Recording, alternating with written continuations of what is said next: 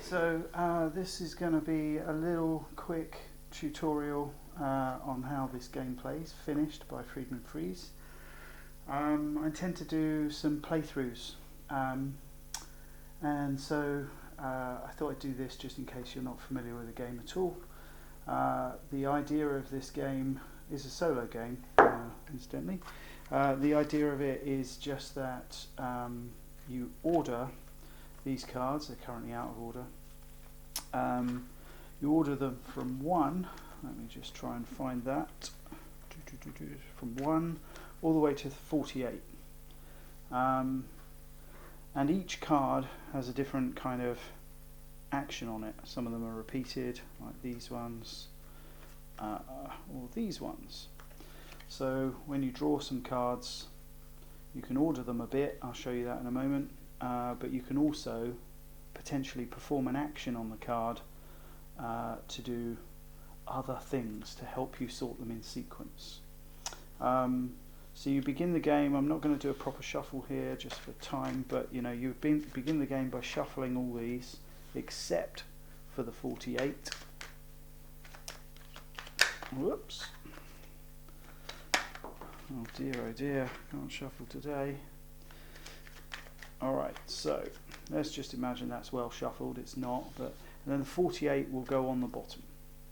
And then you will draw, get my teeth in, you will draw a series of cards, 3 cards, and then you can do what you like with that. This is what we call the present time. And you can see, to put these in sequence, we would just do that. And then for now, let's just say that's that turn over. After your turn, you will move them into the history down here. Hopefully you can still see that in shot. And then you will draw a new present of 3 cards.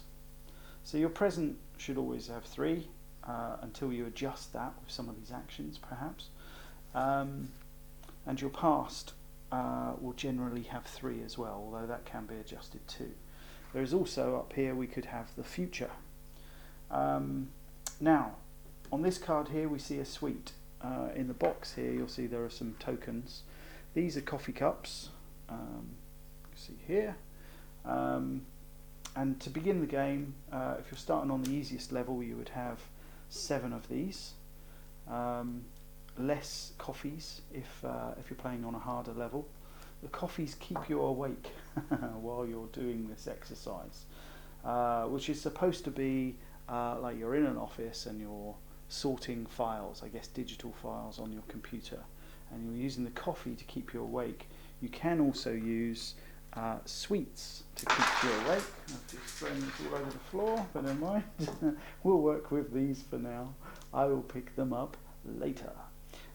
So here are the sweets, and so you might begin the game with 7 coffees, say, and more sweets than this, probably 8, I can't remember now for the base game. When we see a sign like this, let's imagine there's some in the supply. If only, oh, here's some more. I found some. Here we go. Alright, so let's say I have these to start. When we draw a card from the deck which has a sweet on it, we'll take a sweet.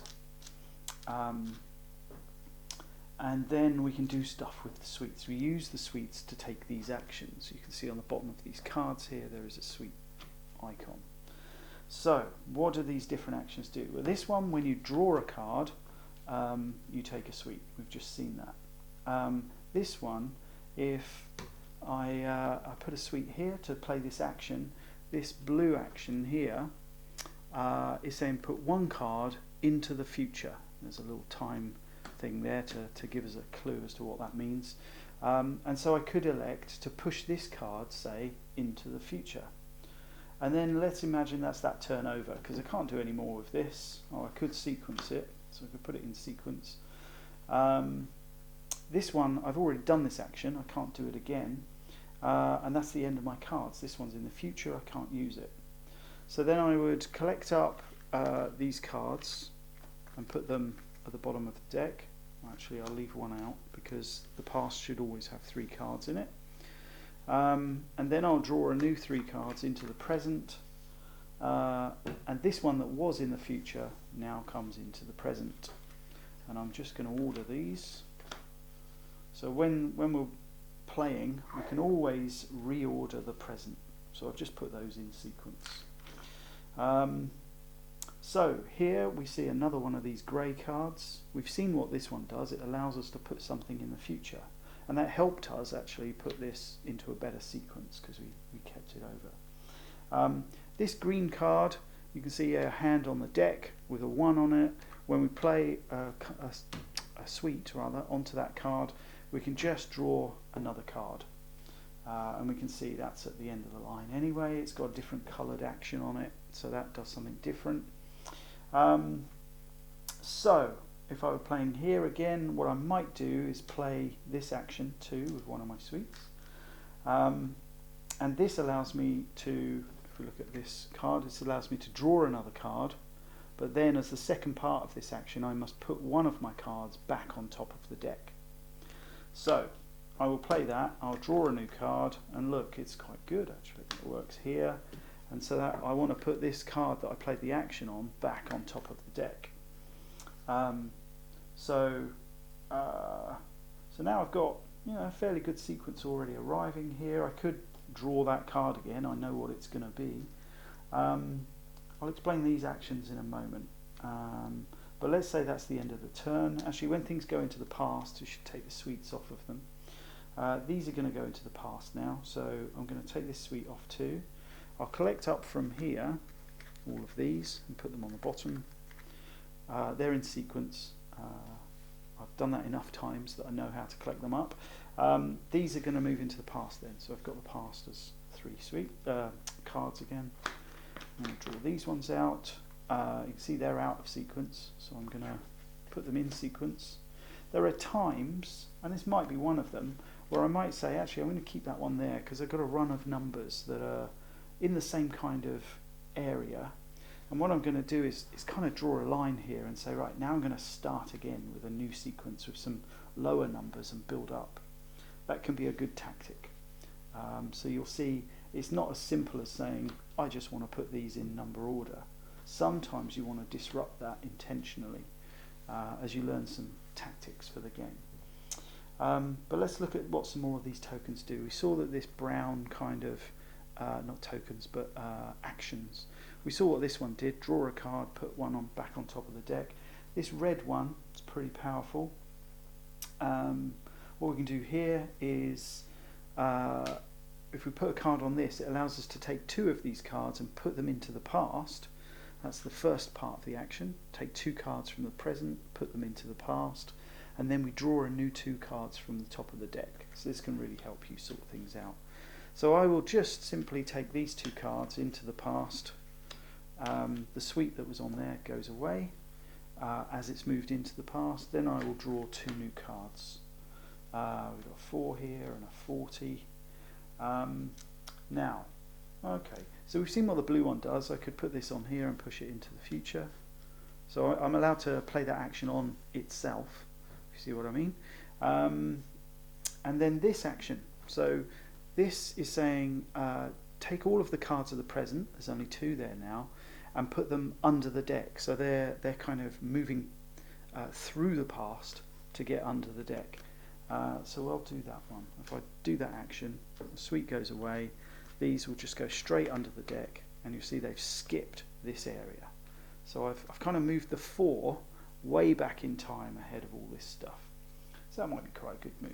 I should also then collect up these ones, and I'm left with 3 in the past. I draw a new present.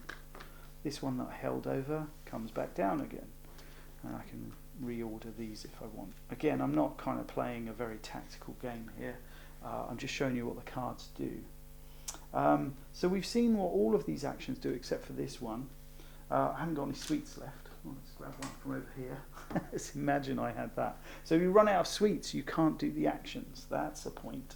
But let's imagine I had this one. Notice that as I pulled this one back, the sweet stayed on it. I can't reenact that. I have to get rid of that sweet somehow. And there are ways of doing that.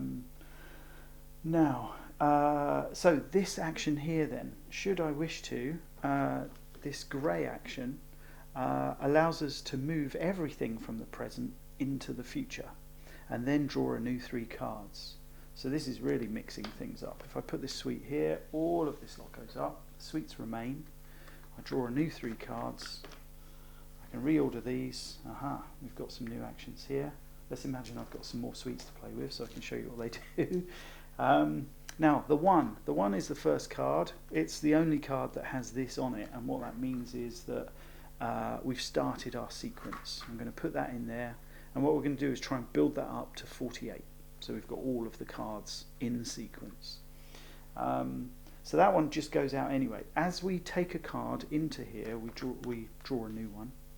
So they can go into sequence. Actually, I should have got a suite when I pulled that out. So I don't need to cheat, do I? I can just take one.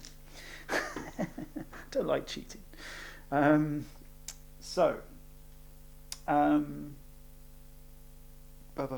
was I saying? Okay, so we're trying to build this sequence up. We've got a 1 here, so we're looking for a 2 in the deck. We haven't got 1, but let me just carry on showing you what these other actions do. This orange action is pretty powerful. This is saying take 2 cards from the past and bring them back into the present. Now you always have to take the last 2. I can't take this one. I can't choose which ones. It's always the later ones. So if I put this here, I take these 2 and I bring them back into my present, and I can resequence them. So I've got a slightly better order there. But remember, I've shoved these ones out, so that's going to be a little bit. Well, it's not too bad actually, as it happens.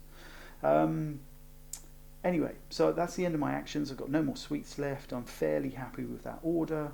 So these from the present again go into the past. I'm only going to have 3 in the past, so I'll collect these ones up, put them on the bottom of the deck, put these into the past, and now the future comes back to the present. I don't draw some new cards yet. I haven't got any suites. There's no more actions to be taken. I'm happy with the sequence, so I'll take these suites off and move them into the past, just 3 in the past, and then I draw a new set. So I think we've seen all of the actions there. Suite, draw a new card, another suite. Where were they earlier? Draw 2 cards from the past into the present. Draw a new card, take a suite, push 2 cards from the present into the past and draw 2 new cards. This one, now this has got 3 suites on it, so we can play 3 actions here, each time taking 1 card from the top. Pretty powerful. You'll see it's no accident, this is close to the 48. Sometimes when the 48 is coming, if you've already got that in the sequence, you'll want to kind of skip past it and see what comes next. There's another one which allows you to put all of the cards in the present under the deck, so bypassing the past. We've got put 1 card in the future. You'll see these are all kind of repetitive now. You've seen what most of these do. Suite, 1 card. Take a card from the draw deck and then put 1 of the present cards back on top. Draw another suite. Oh, this one again, special. Number 2, obviously we'd put that straight down. And if the 1 is already out, you can't take advantage of this. But if the 1 hasn't been drawn on your first play through the deck, then this allows you to play 1 suite and draw 2 cards, which is great. For some reason, I tend to get the 1 comes out first in most of my games. Not all of them, obviously. But it feels that way anyway, even if that's not true. This is perhaps the last one. Oh no, there are 2. So there's this and 1 more that we haven't seen, I think. This one allows you to pay a suite, as with all the other actions, to remove all of the other suites on the card so you can then reuse them if you've got enough suites to do so. Here's the last one then. So the 48, when you get to this card in your cycle through the deck, you will take a coffee from that stash you had and put it out of the game. And so remember, you only had 7 coffees. So if you were playing with 7 coffees, that would mean you could have 7 cycles through the deck, or 7 finds of this card before your game was over. Actually, when you get to drawing this card, or it's actually when you put this card into the past, that's when you must have a coffee to stay awake. If you cannot take a coffee because you don't have any left, you lose the game. You win the game if you can place this on top of your stack and you have a perfect sequence of all the cards to 48. So that might not sound like the most electrifying game you've ever heard of. I get that. It's just sorting stuff into sequence, but it is an excellent puzzle. I think it's incredibly elegant the way it works. It's simple to play, really. Simple rule set, but quite some tough decisions and tactical choices. I find it really fun, really engrossing, and it is really sweet when you start to see the sequence emerge, and some of the interplays of these cards work together. You probably didn't get it from that review, and that's why actually I'd like to do more than one playthrough. So I will start at maybe 6 coffees and 6 sweets to start and see how we get on. I will not just post if I win. I'm gonna, I sort of hope I might struggle. I certainly will at some stage, but I'll move up to 5 coffees and 5 sweets.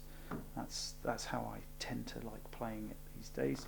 I've clocked nearly 100 logged plays, so that means I've played it well over 100 times actually, and I still think it's great. Just buy it.